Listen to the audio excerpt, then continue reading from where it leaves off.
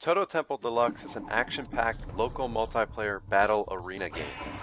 In other words, up to 4 players are scrapping it out on the same screen, dashing about in a way that probably looks insane to a casual onlooker.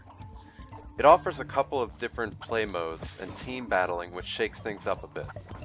The game feels rather lonely with less than 3 players, even with a competent AI to fight against.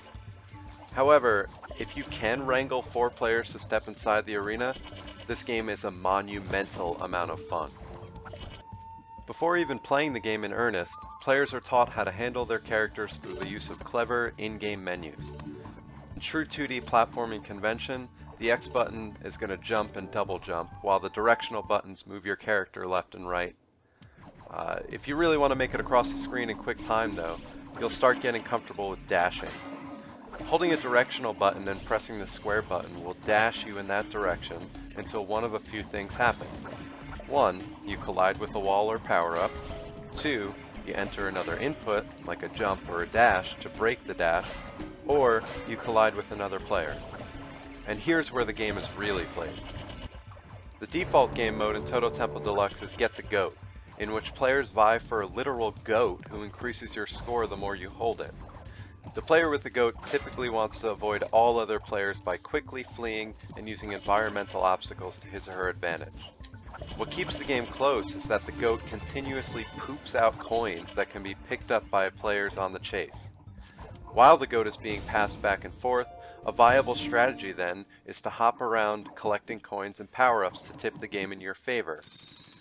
Power-ups show up in the form of walls or blocks that can be dashed into. They range from being slightly annoying, like the skull slowdown power-up, to extremely disruptive, like the massive 4-way attack beam. Power-ups can be turned off, but they work well within the design and the tone of the game. You see, everything is light-hearted in Toto Temple Deluxe, which blends well with how chaotic the game truly is. The other major multiplayer mode is Bomb Mode, which throws a twist in the strategic mix. Players who have the bomb now want to be close to opponents when it explodes. This leads to some interesting playstyles, and allows the mode to stand on its own. There's a global bar at the top of the screen that fills up when multiplayer matches are played. Think of it as an X bar. When this bar fills up, a new cameo is unlocked. You can now change that poor goat into an archer from Towerfall, or a character from Speedrunners. It's a fun little addition for those players who like the feeling of progressing in some way. While I love Toto Temple Deluxe as a party game, there isn't too much draw to playing it solo. The AI are competent but lack the main point of the game, that energy of playing it with human beings in the same vicinity.